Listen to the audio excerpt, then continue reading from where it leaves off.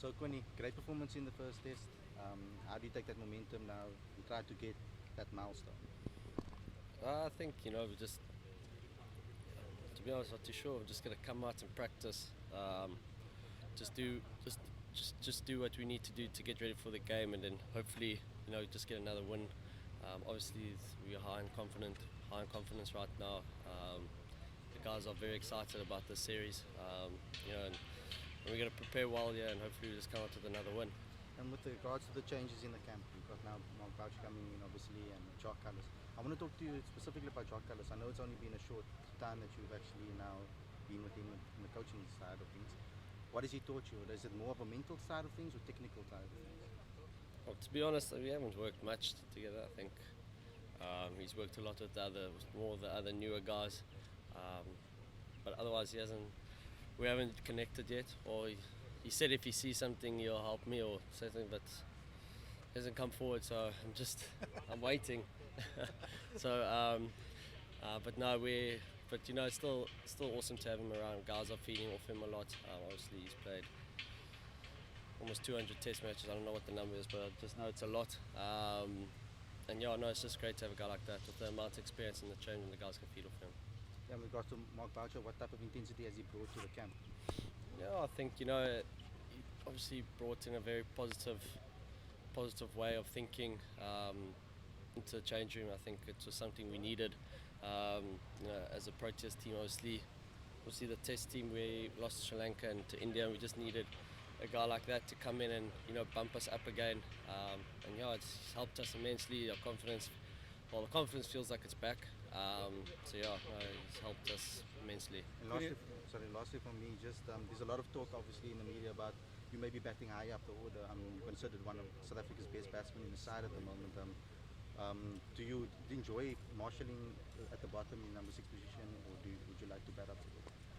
Oh, it doesn't. To be honest, I think I've batted for every place in this team anyway. So, and at the moment you had Aiden. Well, he's injured. You had Dean, Faf, Rassi. I think it's looking pretty solid there at the moment. So I don't think there's any reason for me to change from where I am.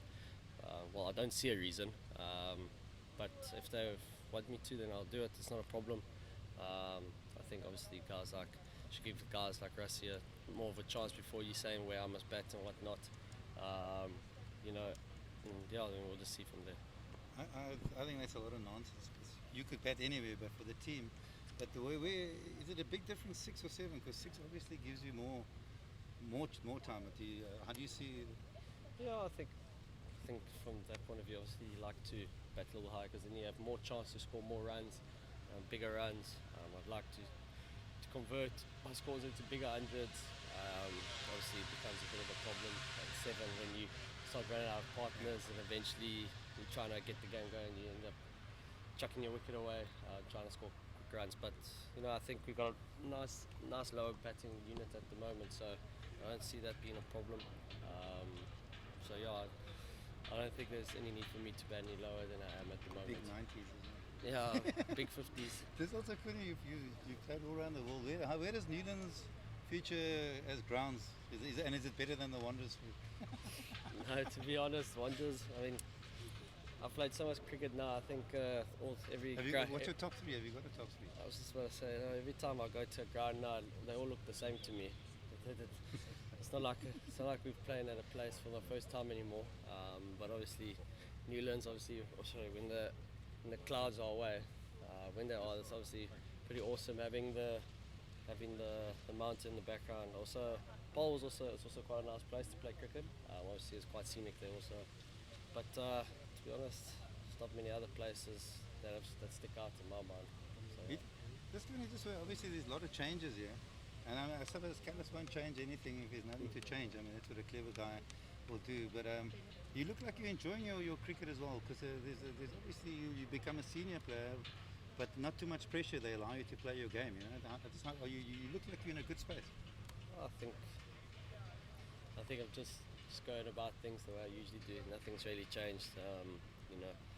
Obviously when you got a nice environment, I think like the way we got it at the moment, there's some pretty funny guys, some pretty awesome guys to be around. I think that just filters onto the field anyway. And it just helps you enjoy cricket even more because you're surrounded by good people. And yeah, when you see them enjoying it, you're also enjoying it naturally anyway.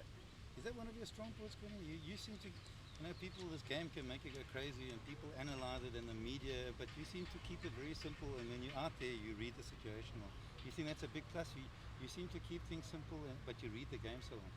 I think when I first started, it wasn't like that. I had to make a couple of mistakes to learn from it. But now I just go on, another cricket game, another test match, whether people say what they need to or whatever goes on, I think somehow I've just blown it over. I've got better things to worry about, or worse things to worry about. And yeah, obviously when you go in the field, I just do all the way I do things the way that's dictated for me out there, the way I see things. So it's not like I'm thinking about the game. What I see is what I do or what I get. So I don't go out there thinking about things and all that. So yeah, it's just how I like to play my cricket. And Quinny, from a wicket-keeping perspective, I mean, the last test you a record amount of catches.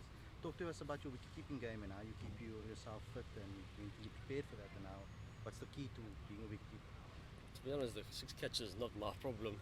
It's not like I was just any keeper would have done it. It's just that I was there.